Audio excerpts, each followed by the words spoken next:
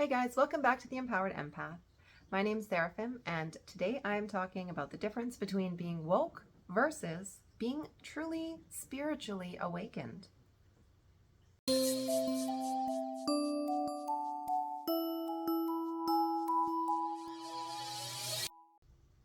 Hey guys, welcome back. So today's video is a bit of a controversial subject, and I'm really not sure how it's going to be received. This is a video that I've wanted to make for a couple of years, or at least 2 years, and I just haven't really felt like I've known exactly what I want to say or how I want to say it. I've been kind of crystallizing my feeling and my ideas about this topic, and lately I've been feeling super passionate about it, so I feel like the time is now. So today I'm talking about the difference between being woke versus being awakened. These are two really similar terms, and sometimes they get interchanged, and they're very different concepts. And ultimately, my purpose in making this video is to call upon that awakening, because I do feel like that is where the woke perspective comes from. It does come from a space of wanting to grow, wanting to be more inclusive and loving and compassionate, but there's a bit of a diversion that's happened. And so I just want to address that today, and I want to come at this from a really non-judgmental perspective, because that's the whole point. So ultimately, there are two differences between being woke versus being awakened, two core differences. The first one has to do with the motive. What kind of a space are we coming from?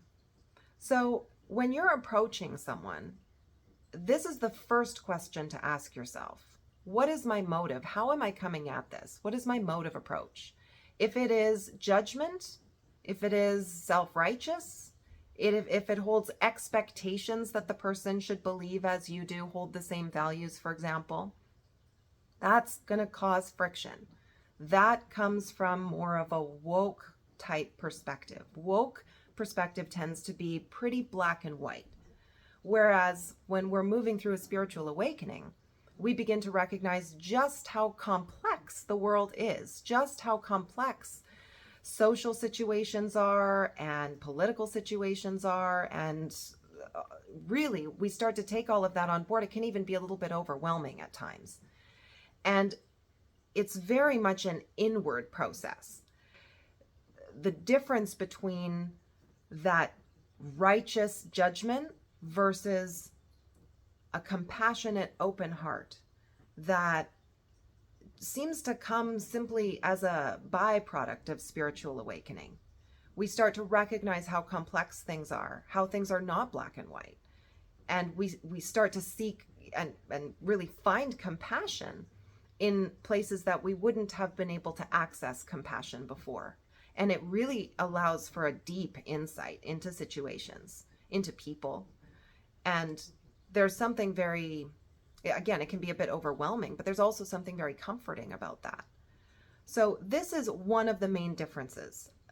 There can be a very self-righteous, judgmental slant to woke perspectives, whereas in an awakening, we recognize the complexity and that compassion is really called for in many situations. That's the first distinction I make between woke versus awake. And you see this play out in lots of different ways. The second difference, main core difference between being woke and being awakened, is woke is an external practice, being awakened is an internal practice. And you can just observe this for yourself. Woke perspective is, what are you doing? Is it right or is it wrong? Meanwhile, being awakened is about us really more judging ourselves. We're looking inward and we're looking at, what could I do better? What have I done that isn't necessarily in my highest and best good or the highest and best good of others? What can I do to be better? It's an internal process of self-reflection, of gaining that insight. It really is truly, as cheesy as it sounds, it goes back to that old saying of be the change you want to see in the world. That's what spiritual awakening is all about. That's where our greatest power lay to make any kind of change, to influence any change in the world, is to change how we are living in it, change who we are, and hope that that inspires the people around us. And it also shows them how they could affect change, how they could be inspirational to the people in their lives. And then that becomes like a beautiful chain of growth. That's how we want to affect change in the world. That's where our greatest power lay. And that's what comes from this spiritual growth or that spiritual path. That's the idea or the best case scenario. That's the purpose of the spiritual path. Meanwhile, woke is all about, I'm going to affect positive change in the world by pointing out all of the evils, all of the villains. I'm going to call out, all of the troublesome issues. Again, I feel like that comes from a great space. But the execution of that has become somewhat flawed because, again, it's like two wrongs don't make a right. We actually have to look at this from a more compassionate lens, from a more inclusionary lens, and be able to include different perspectives, different ideas, differing perspectives. We have to be able to hold all of them and respect all of them and be able to agree to disagree without, kind of putting a person's perspective, conflating that with who they are as a person, their character as a human being. Because our ideas, our beliefs come from our experiences. We take everything through the lens of our experience, and that informs us in life. And so we have to have room for the different experiences people have had. And it doesn't mean you have to agree with them. And the other aspect is extremism. I suppose this is a bit of a third point, but there is a measure of extremism in woke perspectives versus being truly spiritual awakened. Again, we recognize the gray area. It's not that black and white. I guess that goes back to my first point. But again, I feel like those are the real two core differences between being woke versus awakened. And when you can make that distinction, you can really start vetting your own behavior and really start looking at what kind of a perspective am I coming from? Is this really a nurturing perspective? Is this a perspective that's going to influence the kind of change that I want to see? Or is it actually just going to reinforce the very same kind of thinking that I'm hoping to affect change in? Because when we exclude people, we don't exactly bring them to our side. When we're excluding a person's ideas, when we exclude a person's experiences, we're not relating to them in a way that helps them see our perspective and respect it. We're really only driving a wedge further between those two different perspectives. The other challenge that we're called upon to really take on in a spiritual awakening and along the spiritual path is to find compassion, as I said, in places that we may not have had access to compassion before. And a quick example of this is just in your own life. Who's been a villain in your life? That person who's a villain in your life probably is a hero in someone else's story.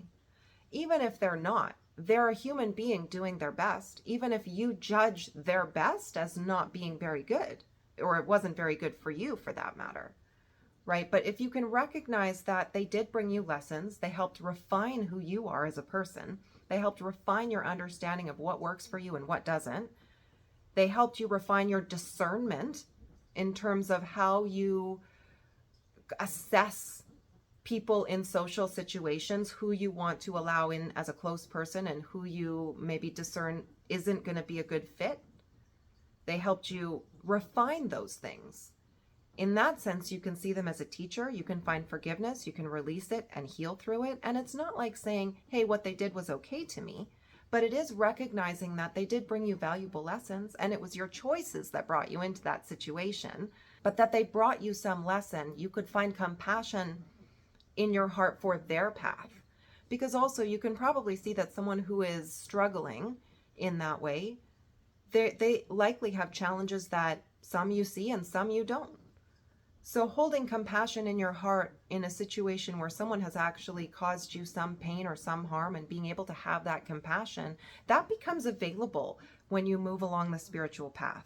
And it's not necessarily an easy thing, but it's very healing and liberating. It's a transformative experience. And it's a beautiful, open-hearted exercise. And that's a gift that comes from spiritual awakening that will never come from holding a woke perspective. Because woke is all about, you're doing it wrong, I'm doing it right, let me show you what I know. What you know doesn't matter. We're not changing any hearts or minds with that kind of an attitude.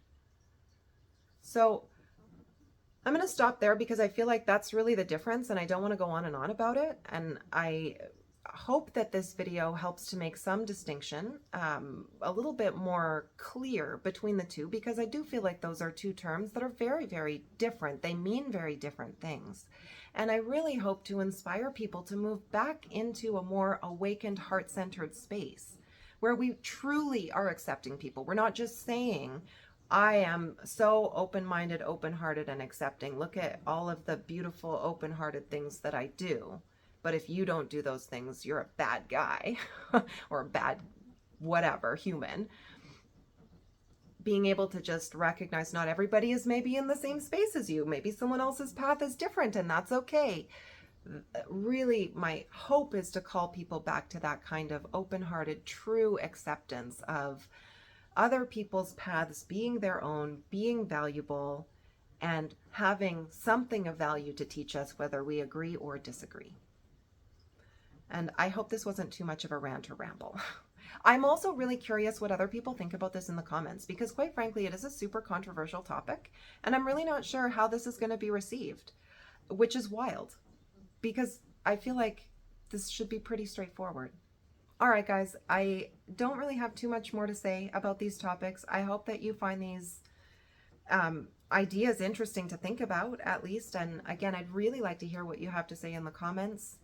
Certainly, I know this is a controversial topic, but I would just ask that we all come at it from a space of compassionate, loving, understanding, and belonging with our fellow human beings. And that's it. That's all I have to say. I hope you found this video interesting, and I will see you again next time. Blessings to everyone, and yeah, I'll see you again soon. Bye for now.